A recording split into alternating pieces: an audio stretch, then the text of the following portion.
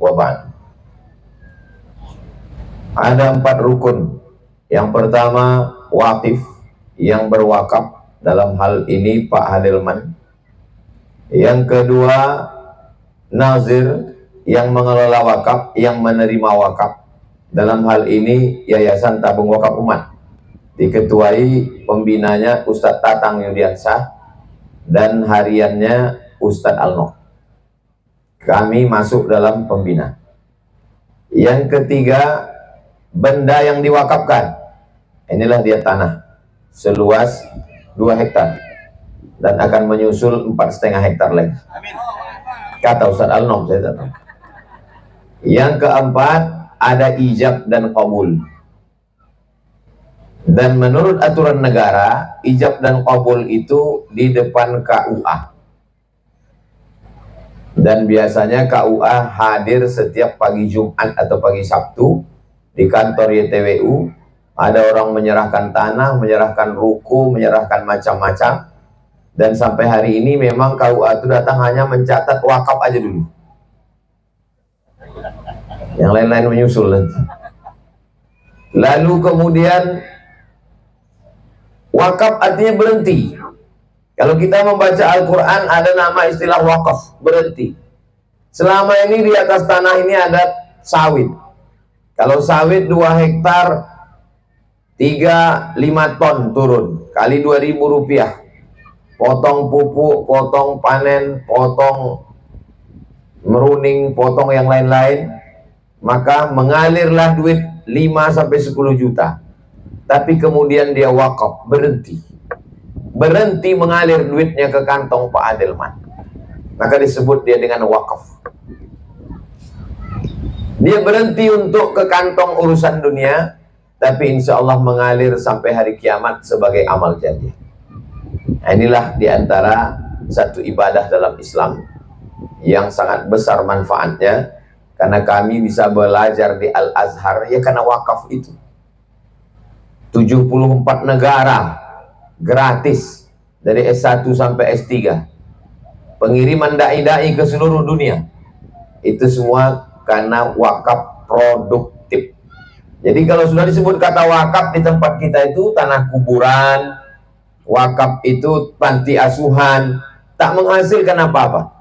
Maka tanah wakaf yang ada di Jalan Bakti kita buka preschool, kindergarten berbayar. Orang yang tak paham, ini tanah wakaf kenapa berbayar? Hasil dari wakaf digunakan untuk beasiswa santri berprestasi. Kita tak mengatakan santri du'afa, kita tak mengatakan santri yatim, kita tak menyebut santri fakir miskin. Kita menyebut santri berprestasi dan mustahik zakat. Karena ini berpengaruh kepada psikologis mereka. Nanti dia tidak punya kepercayaan diri. Kalau di tengah masyarakat nanti ditanya, alumni mana? Kami alumni Nurul Azhar Palas. Kami santri berprestasi. Bukan santri du'afa, bukan santri fakir miskin. Karena mereka dapat beasiswa itu karena prestasinya. Bahwa Basnas memberikan itu karena dia mustahik zakat. Ini yang perlu selalu kita sosialisasikan. Sehingga semakin banyaklah orang-orang seperti Pak Hadelman hadir di negeri ini insya Allah. Amin ya rabbal alamin. 3 tahun yang lalu masih terbayang kalau dipejamkan mata pohon-pohon kates, rumput-rumput liar. Lalu digalilah lubang tanah, diminta saya meletakkan batu di balik-balik pohon kates itu. Tak terpikir akan terbangun gedung megah. Hadir orang-orang hebat, ada rumah guru asrama, datang santri, penasehat presiden Mesir bisa datang, datang para habaib ulama. Siapa yang menyangka? Waktu meletakkan batu pertama di dekat kebun-kebun kates Tanah Pak Edward 3 tahun yang lalu, ibu-ibu dari komunitas hamba Allah Ummu Aisyah menjadi saksi. Apa yang ada di hati Ustadz waktu itu? Ya cemas saja. Ada juga rasa cemas Ustaz. Ya kita masih manusia biasa. Tapi berkat kerjasama Allah Subhanahu wa Ta'ala mengabulkan. Sampai hari ini terkumpul duit 51 miliar. santri-santri berbagai pondok pesantren. Yang tadi malam pula untuk Palestina 5,5 miliar. Siapa yang menyangka itu? Kalau dikatakan karena orang kaya, karena pejabat tak terlalu banyak, 5 jutanya sanggupnya. Tapi dari ibu-ibu semua, Masya Allah, sahabat-sahabat kita dari Indragiri, Hulu, Air Mole datang kemari. Satu angkatan kami dengan Ustaz Tatang di IAIN Susko. Datang pula ibu-ibu memberikan air tebu, kemudian mesin giling, bibit-bibit tanaman, Masya Allah. Datang pula dari toko cat memberikan bantuan. Mudah-mudahan berwarnalah hati yang selama ini belum berwarna dengan cat-cat ini. Senyum pula Ustaz. Nah, jadi hari ini kita bisa berkumpul bersama. Ini semua adalah manfaatnya kembali kepada umat Islam yang ada di Pekanbaru, yang ada di bumi lancang kuning, yang ada di Indonesia, yang ada di dunia ini, insya Allah. Semua manfaatnya balik ke kita. Kalau dipikir-pikir hidup ini cuma dua. Jama'a malau wa'ad dadah. Jama'a mengumpul, ad-dadah menghitung. Itulah kerja orang. Kumpul hitung, kumpul hitung, kumpul hitung, kumpul hitung, mati. Dimakan tak bisa, dipakai tak bisa. Hidup ini cuma 3. Makan, pakai, berbini. Tak bisa lebih. Mau dimakan kolesterol, mau dimakan gula darah, mau dimakan darah tinggi, mau dimakan jantung koroner. Makan sedikit. Mau dipakai, tak boleh pakai sutra. Sekaya-kaya laki-laki tak boleh pakai emas. Mau pakai mobil mewah, takut pajak tinggi. Ini makan tak bisa, dipakai tak bisa. Nikah sekali cuma bisa. Mau bertambah, belum tentu dapat izin istri pertama. Tak bisa. Jadi manalah harta ini yang akan bermanfaat? Yang paling cerdas kata Nabi, Al-Qayyis, orang yang cerdas, mandana nafsahu, ditekannya hawa nafsunya, wa amila lima ba'dal maut. Karena dia tahu yang 3 ini tak bisa dilakukan, maka dia berpikir, kalau aku sudah mati, apa yang akan mengalir? Banyak orang yang punya kebun sawit di daerah Palas nih. Yang lain ini semua kebun sawitnya akan dibagi kepada ahli waris. Diambil istri, diambil anak. Anak tak terlalu, menantu ini yang paling ganas. Habis, yang kekal abadi mana? Nih, yang 2 hektar. 2 hektar? Yang 2 hektar nilai yang akan kekal abadi sampai hari kiamat, insya Allah. Gambarnya sudah ada. Itu kan mimpi semua tuh Pak Ustadz. Kalau bermimpi aja takut, apalagi menghadapi kenyataan. Boleh dibuatkan baju kaos. Bermimpi aja takut, apalagi menghadapi kenyataan. Semua berawal dari mimpi-mimpi. Dulu kita mimpi punya pondok, dulu kita mimpi punya aula, dulu kita mimpi punya asrama. Digambar, ada dalam kepala, pikiran, diwujudkan dalam bentuk kertas, diwujudkan dalam bentuk bangunan. Selesai 1, pindah ke 2. Faiza faraghta fansab. Tapi jangan sombong. Wa ila rabbika farghab. Kapanlah selesainya ini Pak Ustadz? Memangnya kalau udah selesai nanti yang Nurul Azhar 2 ini berhenti kita? Tidak akan berhenti. Malah lebih besar lagi tantangan, 4 hektar lagi. Ini dia setiap 5 menit harus diulang terus. Jangan pikir habis ini selesai. Kira-kira komunitas hamba Allah, komunitas Ummu Aisyah tetap bisa lanjut? Jantung masih tahan? Kapanlah kami ini berhenti berpikir Pak Ustadz? Tiap bulan mesti memikirkan 20 juta, 25 juta, 40 juta. Dulu katanya kalau udah selesai mobil untuk tamu-tamu udah selesai, minta ambulan pula. Ambulan sudah dapat, kami tengok udah bagus bangunan sana, cari pula lagi tanah kosong. Habis tanah kosong ini, lebih besar pula lagi tanahnya. Habis berdiri ini, universitas pula. Habis itu nanti buka cabang pula di tempat lain. Sampai kapan ini berhenti?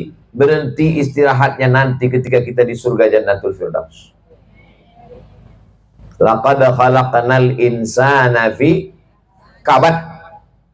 Kami ciptakan manusia ini dalam keadaan sulit, susah. Kalau tak kita susah-susahkan pikiran kita bangun pondok ini, pikiran kita tetap juga akan susah. Susah memikirkan apa? Memikirkan dunia. Rumah baru, mobil baru, cincin baru, gelang baru, sepatu kulit, naik darah tinggi, mati, su'ul khotimah. Tapi kalau kita susahkan pikiran kita, macam mana membangun asrama, macam mana. Saya yakin dan percaya, walaupun Ustaz Alnaf tersenyum tertawa, itu di pikiran dia semua itu. Itu ada semua dalam kepala dia. Ustaz Tatang juga begitu, Ustaz Jamal juga begitu, Ustaz Noki lagi, karena dia yang mengeluarkan duit itu. Yang paling besar tanggung jawabnya nanti di hadapan Allah SWT. Kalau saya bagian endorse saja. Jamaah dimanapun berada, yang dimakan busuk, yang dipakai lapu, yang disedekahkan ke Nurul Azhar, itulah yang kekal abadi. Rumah besar tinggal, mobil besar tinggal, bini besar tinggal. Inilah yang akan kita bawa mati. Hidup boleh berhenti, amal jariah tetap mengalir sesudah mati. Jangan lupa kirimkan ke nomor berikut ini. Itu yang tujuh urusan saya. Masalah duit Ustaz Alnaf. Lintang pukang tunggang langgang. Kita doakan mereka yang bertungkus lumus di yayasan ini tiap hari, panjang umur, sehat badan. Kalau dipeturutkanlah kesulitan tingkat tinggi memikirkan itu semua, kurus kering mereka. Tapi kalau kita tengok, sehat walafiat. Ini semuanya pertolongan dari Allah Subhanahu wa ta'ala. Menyusun acara sebesar itu tadi malam. Semua orang mau perfect, pejabat mau perfect, donatur mau perfect, caleg-caleg mau perfect. Hujan pula menanti, sampai dipotong acara itu, tak juga turun hujan. Ustaz pula bertanya, saya nanti matang jam berapa, masuk melalui pintu mana, macam mana ini. Alhamdulillah, niat baik disampaikan Allah, dimudahkan Allah. Hendaknya nanti batu pertama yang kita letakkan ini, wujudlah asrama, 1000 santri akan belajar di sini insyaallah. Insyaallah kalau udah selesai Nurul Azhar 1, selesai Nurul Azhar 2, selesai Ma'had Az-Zahra, setelah itu kalau mau mati, matilah. Nah, belum lagi. Berarti masih banyak yang mau kita bangun lagi insyaallah. Takbir. Mesti begitu. Itu tadi mancing aja. Bapak Ibu yang dimuliakan Allah Subhanahu wa taala. Berapa banyak orang Riau, orang Pekanbaru yang punya tanah luas, yang mau mewakafkannya. Tapi karena nantilah, besoklah, tiba-tiba datang malaikat maut. Habis. An-nasu niyam. Kita ini semua sekarang sedang mimpi. Mimpi jadi pejabat, mimpi jadi orang kaya, mimpi jadi orang terkenal, mimpi jadi tokoh masyarakat. Falamma matu, ketika mati datang malaikat maut mencabut nyawa. Intabah, terbangun dari tidur yang panjang, terbangun dari mimpi. Saudara-saudari kita datang dari bumi Minangkabau jauh-jauh 3 bis. Ambo sangko tadi jamaah haji Tasase. Tanya Ustaz Alnaf, siago? Kota awak go Ustaz. Masya Allah, tabarakallah, sudah menyampaikan. Insya Allah beko pulang ambil gambar di Nurul Azhar Cie, agih foto ke keluarga awak kasadonyo bulan muko bau kasih kau lebih banyak bis lagi insya Allah. Amin. Kabar-kabarnya kini 3 bulan menjelang pencoblosan, indak lo boleh berdoa pakai amin lah. Jadi yang saya dilarang lek Bawaslu kabarnya. Lek orang sembahyang di masjid, walil maghdubi alaihim waladdallin. Enggak ada leh, enggak boleh leh. Sampai tengah sampai balik. Bapak Ibu yang dimuliakan Allah Subhanahu wa taala, hari ini kita bisa tersenyum tertawa karena kebahagiaan kita adalah saat berkumpul bersama orang-orang soleh. Tiap bulan sejak 2020 sampailah hari ini 2023, setiap bulan kami berkumpul bersama membahas yayasan, pagi pengajian subuh, lalu kemudian siang, nanti habis ini kumpul evaluasi, menjelang asar baru pulang. Kebahagiaan yang luar biasa. Kalau tidak dibuat begini kami tak berkumpul. Rehat kami, istirahat kami adalah ketika berkumpul bersama. Dan nanti setiap bulan Juni, tanggal 6, bulan 6, berkumpul bersama. Tak terasa, bulan Juni nanti perjalanan kita sudah 4 tahun lamanya. Pokoknya asal ulang tahun hamba Allah atau lama itu, ulang tahun pula lah tabung wakaf umat. Mudah-mudahan kebersamaan kita ini kebersamaan karena Allah, bukan kebersamaan karena yang lain. Bersama karena sama banyak harta, sama-sama kaya, hartanya hilang, tak lagi bisa bersama. Bersama karena ada jabatan, yang satu pensiun, yang satu kerja, sudah tak sedap lagi bersama. Bersama karena bagus elok rupa, yang satu cantik, yang satu salah skincare, udah tak sedap lagi bersama. Tapi kalau kita bersama karena Allah, kalimatu haqqin 'alaiha nahya, dengan itu kita hidup, wa 'alaiha namutu, dengan itu kita mati, wa biha nub'atsu, dengan itu pula nanti kita dibangkitkan di padang mahsyar, sehingga tak lagi ada kekhawatiran kalau saya mati nanti apa yang mengalir Pak Ustadz. Saya ini Pak Ustadz mengkhawatirkan kematian. Insya Allah sumur bor, batu bata, kerikil, santri-santri jangan cemas, sudah ada kolam lele, udah diisi, mulai diisi. Apa kata lele-lele itu berkata kepada santri, jangan cemas wahai santri, kami lele sudah ada di sini. Itu kata lele. Buatkan gambar lele itu. Maka ini semua adalah supaya sayurnya organik. Kalian yang menanam merasakan sendiri bagaimana sulitnya menggali tanah. Bahasa Arabnya petani itu al-fallah. Fallah, al-falah, kemenangan. Al-fallah, petani. Apa hubungan petani dengan kemenangan? Petani menggali tanahnya, setelah digali dibuang rumputnya, setelah digemburkan disiram pupuknya, setelah itu diletakkan bibitnya, setelah itu dijaga dengan plastik, tidak boleh terlalu panas, tidak boleh air terlalu banyak, berdoa tiap malam sampai akhirnya berbuah. Setelah berbuah dijaga dari wereng, dijaga dari ulat, dijaga dari semua yang merusak tanaman, sampai akhirnya buahnya dibungkus dengan plastik, sampai akhirnya dipetik. Begitulah proses. Selama ini kita tidak pernah melewati proses itu, maka tidak bersyukur kepada Allah. Jadi kalau ada anak-anak ibu yang tidak bersyukur kepada Allah, tak tahu cara proses menyipak, menendang, membuang cabai, bawang, tomat, karena tak tahu dia prosesnya, tinggalkan di sini, suruh dia nanam bawang, biar tahu dia prosesnya, bahwa ini nikmat Allah yang amat sangat besar. Jadi begitu juga santri nanti diajarkan bercocok tanam, beternak ikan. Makanan yang dia makan itu adalah jerih payah, tetes peluh, keringat, perjuangan, dan air mata. Makanya universitas yang paling berhasil mengeluarkan alumni bukan Universitas McGill, bukan Universitas Al-Azhar. Universitas yang paling berhasil mengeluarkan alumni adalah Universitas Penderitaan. Betul atau tidak? Berapa banyak anak-anak orang kaya tidak menghargai sepeda motor, mobil yang dibelikan bapaknya. Kenapa? Karena dia mendapatkannya tak ada perjuangan.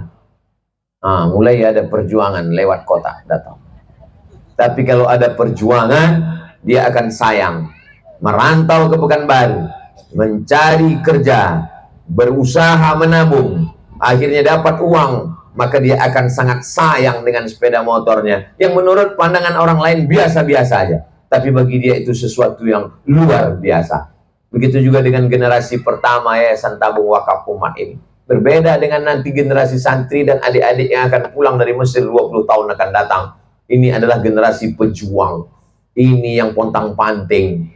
Tapi kita tidak menyebut itu sebagai sebuah ungkapan kesuntukan dan kemarahan. Kita ingin itu menjadi pelajaran. Nanti insya Allah Ustaz Al-Nof dengan kecanggihannya akan menulis perjuangan bagaimana berdirinya Yayasan Tabung Wakaf Umat ini, sehingga keluar buku sejarah Yayasan Tabung Wakaf Umat menjadi bacaan untuk anak-anak kita, karena sekarang anak-anak kurang bacaan. Saya bertamu ke rumah jamaah di Jakarta, selesai makan, saya tanya anaknya, mau jadi apa kalau udah besar? YouTuber. Karena itu yang dia tengok. Anak-anak sekarang sudah kehilangan mimpi. Tidak sempat lagi bermimpi karena gadget. Anak-anak sekarang kehilangan tokoh. Tak ada lagi yang bisa ditokohkan. Karena yang ada tinggal toko bangunan. Maka kita ingin supaya memunculkan ada tokoh, ada panutan, ada orang yang bisa dituakan. Bukan hanya sekedar tua umur dan tua di bawah panas terik matahari. Jadi pesantren Nurul Azhar ingin memperbaiki umat. Sekuler, liberal, komunis, ateis, agnostik, Syiah, Murji'ah, Qadariyah, Wahabiyah, itu semua tidak bisa diberantas dengan polisi dan tentara. Itu hanya bisa diselamatkan dengan pendidikan. Makanya pendidikan kita dari awal, dari mulai kindergarten, preschool, TK, masuk ke SD, SMP, SMA, sampai perguruan tinggi. Itu cita-cita kita bersama. Yang kita lakukan ini hanya baru 10%. Kita hanya baru menggarap preschool dengan SMP, SD, SMA, perguruan tinggi. Mudah-mudahan sekarang anak kita kelas 3 SMP. Berarti ada 3 tahun lagi kesempatan kita. Jangan sampai anak yang hafal Quran ini nanti universitasnya belajar di tempat yang hafalannya belum tentu terjaga, terpelihara.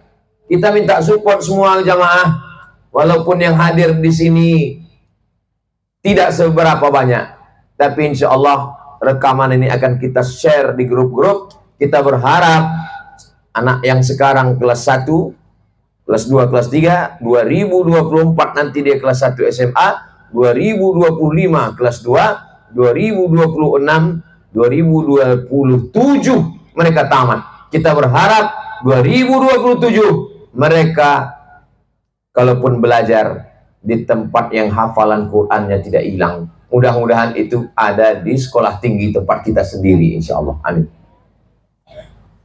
2024 dia akan baca kitab. 2025 dia akan mempraktekkan. 2026 dia punya life skill. 2027 dia sudah mulai semester 1. Kalau dia dilepas keluar sana, hilang hafalannya, rusak pergaulannya. Tapi kalau dia tetap melanjutkan di tempat kita, maka insya Allah pagi dia mengajar, sore dia kuliah, malam dia membimbing. Maka setelah itu nanti pulang, kita tidak mencetak anak-anak yang hanya sekedar menghafal Quran, tapi kita ingin supaya khusus alumni angkatan pertama, kedua, ketiga yang pilihan ini, kalau sekarang ada berapa total Ustaz? 70. Kita mau ke 70-nya itu punya pesantren, maka keluar dari Nurul Azhar ini 70 pesantren insyaallah. Amin.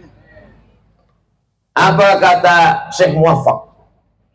Syekh Muwaffaq dari Suriah, waktu kami datangi di kamarnya di Hotel Pangeran, guru kami Syekh Badruddin Al-Hasani ketika meninggal, dia meninggalkan 5.000 sekolah. Jadi kalau Ustaz Somad Nurul Azhar 1, Nurul Azhar 2, Az-Zahra itu belum ada apa-apanya. Di Medan ada Zayan Insani, di Jambi ada Darul Ihsan. Nama saya tak pentingkan, silakan. Yang penting menjadi amal jariah. Belum ada apa-apanya yang kita lakukan. Syekh Badruddin Al-Hasani, muhaddis Asy-Syam, ahli hadis dari negeri Syam, mendirikan sekolah bersama murid-muridnya 5.000 sekolah. Kita berharap ke depan alumni-alumni ini silakan jadi pengacara, silakan jadi jenderal, silakan jadi polisi, silakan jadi tentara, silakan jadi dokter spesialis, tapi dia tetap punya sekolah. Kalau kebetulan di tengah kota full day, masuk jam 8, orang tua mengantar anak, sore pulang. Kalau kebetulan di pinggiran, maka pondok pesantren, boarding. Jadi jangan sampai ada soft yang kosong. Filosofi soft tak boleh kosong. Jangan hanya memperhatikan pesantren. Bagaimana dengan anak-anak orang Pekanbaru? Di mana dia sekolah? Di mana dia belajar akidah? Di mana dia belajar fikih? Gimana dia belajar Al-Quran? Gimana dia belajar hadis? Maka kita perlu pikirkan, bagaimana anak-anak yang tidak boarding, dia mesti sekolah full day. Sampai akhirnya ada pula sekolah untuk yang, kalau di Malaysia namanya usia emas, tempat kita namanya jompo.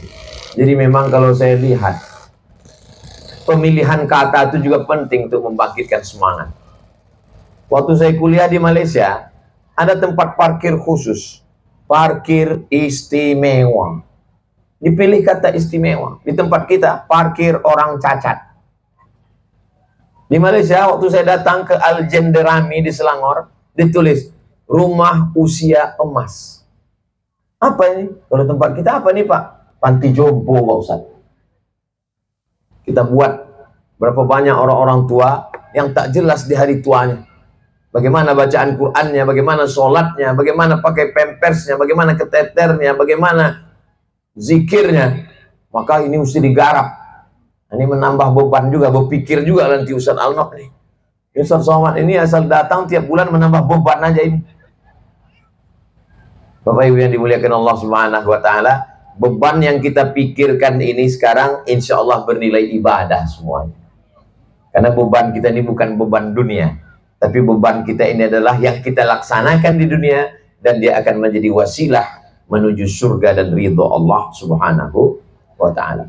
Itulah yang dapat saya sampaikan, lebih kurang 30 menit. Selanjutnya kita akan letak batu pertama, foto seremonial dan lain sebagainya. Foto ini amat sangat penting, karena satu foto lebih bermakna daripada 1000 kata. 1000 kata disusun belum tentu masuk ke telinga. Tapi foto peletakan batu pertama beserta video, kita share di grup-grup, itu akan bermakna. Ibu, bapak hadir di sini, maka share, bagikan ini semua. Ini akan menjadi wasilah. Man dalla ala khairin, siapa yang menunjukkan suatu amal kebaikan, falahu mithlu ajri fa'ilihi, dia dapat amal pahala yang sama seperti orang yang melakukannya. Mudah-mudahan kita mendapatkan amal jariah nanti insya Allah. Amin ya rabbal alamin. Terima kasih segala perhatian. Mohon maaf segala kesilapan dan kekhilafan. Saya kembalikan kepada Al-Mukarram Ustaz Al-Naf Dinar. Wassalamualaikum warahmatullahi wabarakatuh.